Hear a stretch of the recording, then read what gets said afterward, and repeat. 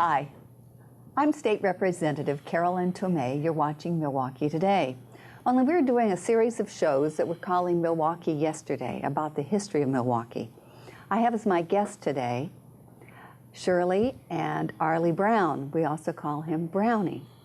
Shirley and Arlie have lived in Milwaukee since the late 50s, and Brownie has had the Perry Pharmacy, has worked there until it closed down just a few years ago. So help me welcome today. This is our second show with the Browns. We had one last week. Thank you, Shirley and Arlie. Thank you. We talked last week about the Perry Pharmacy and about the downtown of Milwaukee. And we talked some about how there were all kinds of businesses downtown. There were several grocery stores, there were several pharmacies. Perry Pharmacy had been there for how many years? Started in 1914. 1914, yeah. All these years. Yeah. So there were businesses. In those days, people would flock from all over the county. They would flock into the downtown areas, into Milwaukee, into Oregon City, Estacada. These were vibrant cities. Right. And then things gradually changed over the years. So we were talking about how Fred Meyer's had opened up, and there were other stores and shopping centers that opened up along the highways that we didn't used to have. The Lloyd Centers and this type of stuff came in. Right. And started putting the crunch on the little cities. Right. So the main streets in the little cities had been the hearts of the cities. But even in Milwaukee, things changed when the Disco Mart opened at King and 42nd. That probably took some business away from the downtown. So you were at Perry Center. When did you come to Perry? June of '59. Perry Pharmacy, not Perry Center. June of '59. Yeah. Right. So we have this wonderful picture. Who is this gentleman? That is Bill Perry. So he was the person who started? He came out from New York, opened the store in 1914, him and his wife, Mary, and ran it until he died in, I think it was 1940 when he died. At that time, he had just hired a new pharmacist by the name of Arlie Hargraves, who had been working downtown in Portland at the Owl Drug, I believe. And Arlie came out and started working for Bill Perry. And then when Bill Perry died, Arlie Hargraves bought in partnership with Mary Perry, because Mary was not a pharmacist, so she had to have a pharmacist there. So Arlie took that over. And Mary was married to Bill? She was, yeah, Mary Perry was Bill's wife. So Arlie Hargraves took over as a pharmacist, and then he ran the store and was the second owner until 1974, when Ray Renfro and myself bought Arlie Hargraves and Mary Perry out. So we became the third and fourth owner of the store in '74, and then in '84, I bought the store from Ray Renfro, his half, and I became the sole owner until we closed it in '98, May of '98. So 1498, whatever that is, at 84 years, the store only had 4 owners in all that time. Isn't that amazing? Yeah. And it had across the same corner, across the street from each other. Across the street for a while. In the 40s, moved across into the new building.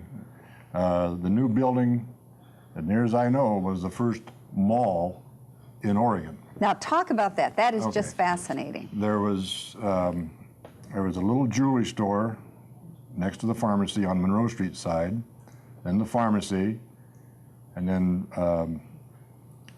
at a Red Basler's grocery store called, I think, Price Right Grocery, and then the Cooper Meat Market. They were all locked up through single doors. You could walk from one store to the other and never go outside in the rain or whatever. And so, in effect, it was the first little strip mall. Isn't that amazing? In Oregon that I know of. Yeah. And that was there for years until Red Basler finally closed his store. And we've got a picture of Red here in this one of these newspapers. Where'd it go? Here it is. Okay. Here. Yeah, that's Red Basler and his grocery store, and that was in '81 when he finally decided to hang it up. '81, he left. Yeah. And it was an old-fashioned grocery store where you could go in and get your fresh produce, and he'd cut you a slice of watermelon if you wanted, or that stuff. And they had the canned goods, and they had charge accounts, they had delivery, they had the whole bit. And then the Cooper Meat Market next door, you go over there with your kids, and Bud Cooper would give the kid a little hot dog or I whatever. remember that. Yeah. That Kids was all love part that. of the stuff. Yeah. Yeah. And you could buy the meat and look at all sides of it at the same time. Yeah. You know, I want to look at that roast. And he would take it out and then show we you. could look at it. It wasn't already all prepackaged. No, prepackaged. it Yeah. didn't have a plastic bottom Yeah. or everything. Yeah. Yeah. Right. And all that changed. That was in 1981, this Yeah. picture of Red. Yeah. It's a great picture. Now here is let's talk a little bit more about the mall. I love that aspect. That was a great idea because in Rainy, Oregon, Yeah. how terrific. You could go to the little jewelry store, Right. to the drugstore, have lunch at the Soda fountain, yeah. soda fountain, go grocery shopping, get your groceries, get your meat, all, and never step outside Yeah. into the sidewalk. Then go out and get in your car and go home. Yeah. On Cooper's Market also had the lockers. They had freezer lockers. Freezer lockers. Talk At some that about time- that because I think young people don't know about Well, that. at that time, we all didn't have freezers, deep freezers, and they weren't something you bought very easily. Right. And so there were stores that had these rental lockers in the back, and they were made, a lot of it, for people who went hunting. So they could get their deer or their elk or whatever, have it cut up and bring it back and store it back in the locker back there. And you rented them just like you did anything else and paid rent on them. And then whenever you needed something, you just went back and got it. Right. And took it home with you. Yeah, we bought a quarter or a half of beef. Right. That Yeah. people Had did it that a all- lot in the Yeah, we 50s did, and yeah. 60s. Had it all Yeah. cut up, stuck in the locker, and you go down and grab a couple of packs of hamburger or whatever. Right. Yeah. And families were beginning to do that because we couldn't afford to buy the freezers, Right. Yeah. but we could afford to rent the lockers. And then we finally found out if we paid those payments on a freezer. You could probably afford that. But you didn't, yeah. you know, time payments didn't come into being either until it was the 60s and 70s. That's right. Yeah, you bought your house on time, but that was the only Yeah, thing that was you the really only thing. bought on about it, time. Otherwise, you paid Yeah. cash for whatever you bought. Now here's another picture of the pharmacy. This is picture Well, number this was the 5. grand opening of the new store where we were ever since on the, as you said, the southwest corner. And that's a picture of Mrs. Perry there with all the flowers that were sent in by different businesses and stuff when they had the grand opening in 51, I believe, 50 or 51, whatever it was there. Right. So this was before your time, but you just Yeah, happen to have this yeah. picture. Yeah. That's great. And this, So, you can see in this corner back here, that's the door that went into the grocery store. okay. It Great. was a big sliding door, Yeah, so big you heavy- could shut it off. Yeah, you could at- close off the stores from each other if you had to, but there was a big door there. Okay, this is picture number 5. Now, who is this gentleman? That is Joe Garbarino. This is picture 6. He was a pharmacist there when I first got there. Old Italian fella, funny guy. He had lots of his Italian friends coming out from Portland. They always came in. Is Joe here? Is Joe here? You know, they come and see him. He was there for about a year and a half, and he got me involved in the bowling league with the Elks Lodge and stuff. And then he died it was about Christmas time, I believe. 60. 60 or 61, and he died. Very suddenly. It was the 23rd of December was our wedding anniversary, Yeah. Right. and that's why I can remember it. But he took us under his wings. so Yeah, to he kind of speak, took and- care of us. And the kids would come in, he'd always slip them a quarter or a dime out of his pocket. Well loved. And he always, well, I suppose we can't use that part of the story, but the contraceptive story. Tell that. Sure you can. Well, he used to laugh at the kids, the guys that would come in for their first time to buy contraceptives, and he always made a kind of a loud story about it. You want your, what was it, your Trojans or something? Yeah, real loud. To Embarrass them. Real loud, embarrass Yeah. these young guys, particularly if they were too young to be even thinking about it, I guess, according to Joe. Right. But that's how everybody knew everybody in this town. Yeah. And they would come in and he'd say, you know, you're not ready to buy those yet. Now, who is this fellow? This is That picture is 7. Ollie Hargraves. That's the guy that bought in the 40s when Bill died. And he was there until I came in 59 is when he started to retire then.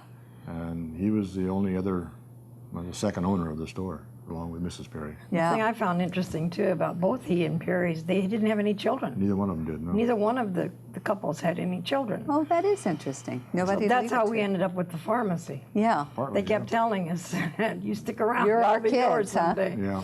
Okay, here we have a series of pictures in this frame. This is 8. Well, that's the kind of shows the 4 owners. The first one is like the big one we had of Bill Perry with his dog. I don't remember the dog's name. Ray Renfro knew it, but I don't remember it. And then Ollie Hargraves, and then this is Ray and myself. Ray Renfro. Yeah, and then just me and the picture of the front of the store. Yeah, yeah. Somebody found that at an estate sale and brought it to us. Gave it to us. Oh. We saw it out in somebody's front yard selling it for $1 or There's a something. gal that used to work in the soda fountain for me, found it and brought it to me. Oh, that's great. Good. It was all ready framed, and so it had to be somebody. that Yeah, cared. who cared? Okay, so here we have some interesting looking folks. This is Yeah. picture number 9. Yeah, this is Oregon left, Centennial, wasn't it? Ray Renfro, Marie Swaggerty, Joe Garbarino, and Ollie Hargraves during the centennial, Oregon Centennial, which would be, what, 49? 49 or 59. You couldn't prove it by me. When was Oregon 100 years old? I'm going to show my ignorance because I don't know. Maybe it was 59. I don't remember yet. Does it say here? I don't No. think so. Anyway, everybody was supposed to dress up in the old Western outfits. Now, and stuff. were they all connected with pharmacy? Was she too? She was a clerk at the pharmacy for years and years, yeah. And what was her Little name? tiny lady. Marie Swaggerty. She lived on Harrison Street in that adobe-looking house between 42nd and 40. Yeah, 41 or. it's right on top of the hill. It's right at the top of the hill, and Yeah. it's a little adobe Uh-huh. house. She and her husband lived there and raised their kids there. Yeah, that's one thing about Perry's is that a lot of the employees were there for years and years. The one lady who was our bookkeeper, Addie Davis, was there for like 45 years. Wow. There were some ladies that were there when we came and stayed until they either got too old to work or died off or whatever. At one time, there was 5 pharmacists and 3 or 4 fountain people and 8 or 9 clerks. And the store was open from 9 in the morning until 9 at night, and Saturdays and Sundays and the whole bit. Saturdays and Sundays Oh, too? yeah. Wow. Yeah, we didn't start closing Sundays until, I don't know, 80s maybe, I don't remember, but for sure. We started closing earlier than 9 o'clock when a guy came in and put a gun in my face one night, so we decided to move the closing time back a little bit. That's scary. Yeah, it was. Yeah. Yeah. When was that? When did that Oh happen? boy, I was involved in the schools You by were in then, school, so yeah. it was in the early or mid 70s probably. Yeah. I was out at the Skill Center at an open house, yeah. and he was supposed to come out and get me, and he called out there and asked the principal to come and tell me, and it was in the evening, Yeah. but to come and tell me that he got held up, Yeah, I wouldn't be there. I got held up. and I thought, Literally. I came in with a mask. There was 2 of them with guns and masks and a shopping list, and so we just filled up what they wanted and got them out of the store. They were out after drugs and Oh, yeah. money? Yeah. And they knew specifically Yeah. what drugs they wanted. They went by a lot of good drugs and only took the ones they wanted. Yeah, So, yeah. that was interesting. Yes, I'll bet. Okay, here's another picture of the soda fountain. That's the old soda fountain, yeah. This is number 10. And so who's there? Well, that's Mary Struzinski was one of our employees. I don't know the young gal. We had so many high school girls working there at the fountain all the time. Well, speaking of that, one of the fountain girls, at that time there was enough pharmacy personnel and enough pharmacists that they would bring in intern pharmacy. When you went out after graduation, you went out and had to work as an intern before you could get your license to be a full pharmacist, I guess. Yeah. Anyway, they hired this young man, John Cutter, as a intern one summer, and there was this cute little fountain girl that Cheryl was in high Billings. school. Yeah, Cheryl Cheryl Billings. Billings. And they married. They got married. They fell in love and got married. We saw them last summer at the concerts in Oregon City, and they've raised their children. And He went out and opened Cutter's Pharmacy in Molalla. Ah, great. Ran that for a long time. So. Yeah. But it was a neat story. Also, that soda fountain had John F. Kennedy sitting at it at one time in the 60s. Did you ever get a picture of that? No. No. Oh, what a He shame. came in and was doing his campaigning. Sure, before he was and president. down Main Street and stuff, and he came in, I shook hands with him, he went over and sat down, had a Coke or a coffee or something at one of the middle stools there. Yeah. He called me and he says, John Kennedy's here. I said, yeah, here I am, big, pregnant. Can you come down? Well, the kids were all little tiny. Oh. No. So I never got that pleasure to meet him, but they had the stool that he sat on for years. Oh, that's great.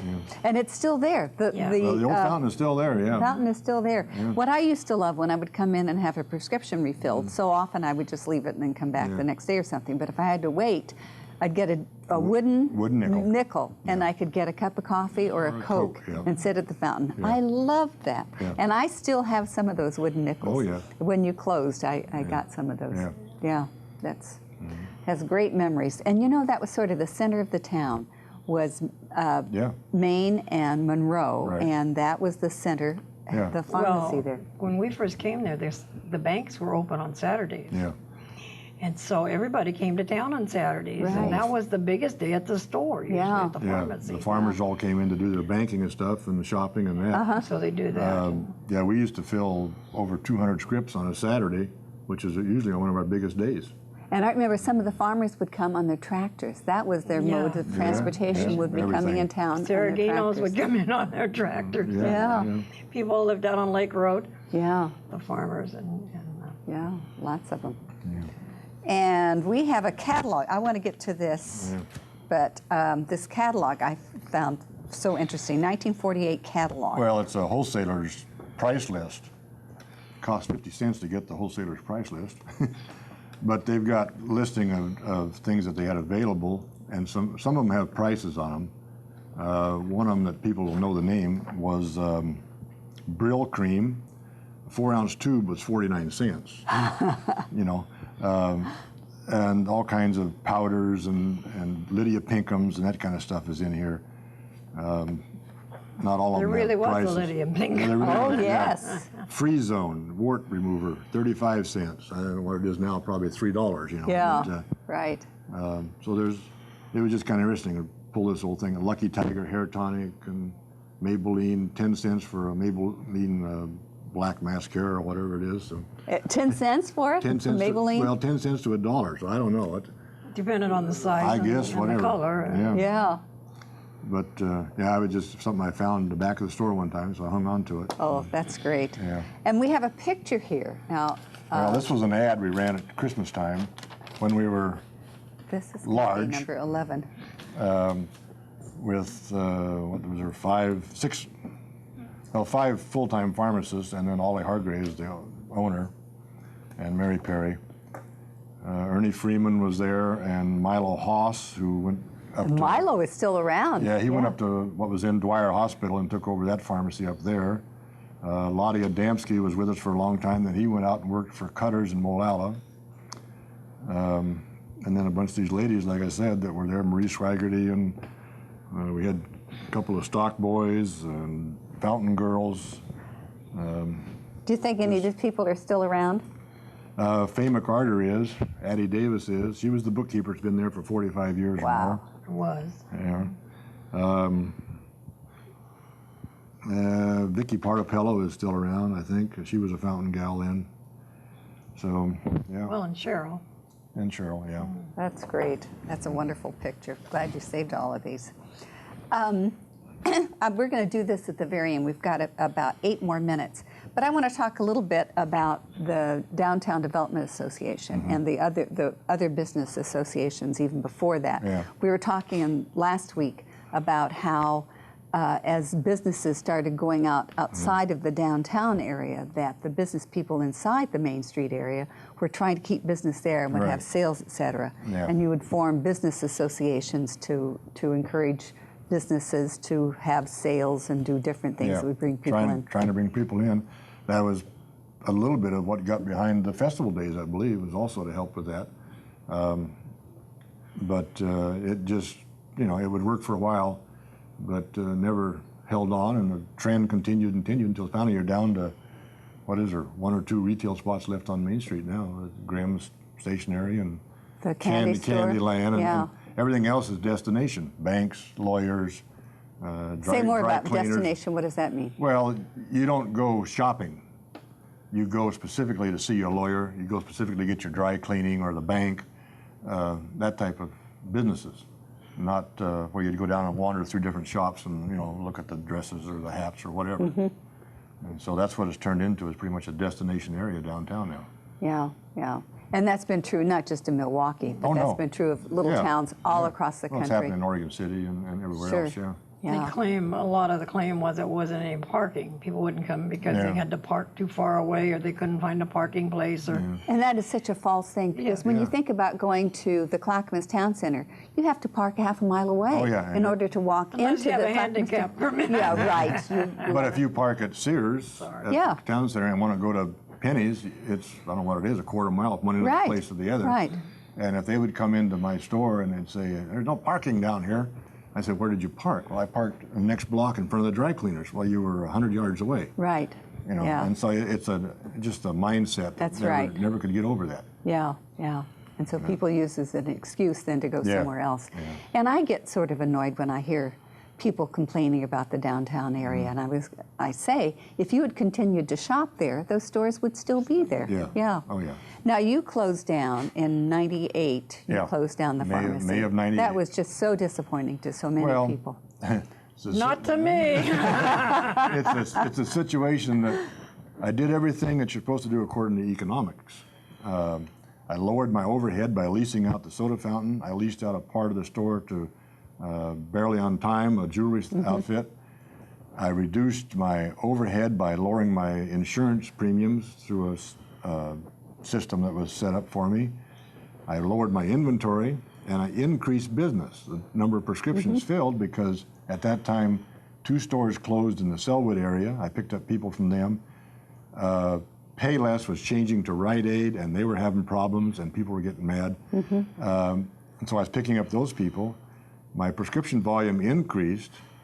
I lowered expenses, and the margin got less and less. What does that mean, the margin? The percentage of profit. And so I was working 60 and 70-hour weeks and not making any more money than I had before with all the increased business and stuff.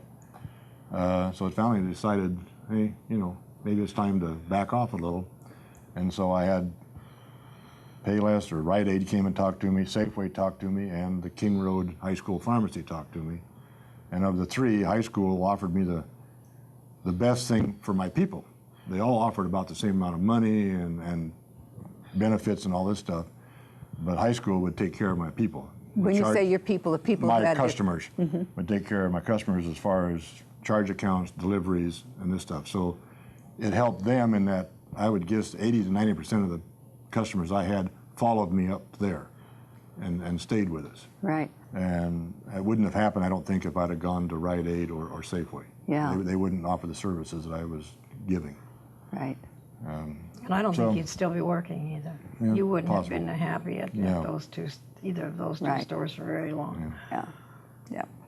Now, you wrote Ode to Perry Pharmacy. You wrote this in November of '95. Frustrated poet.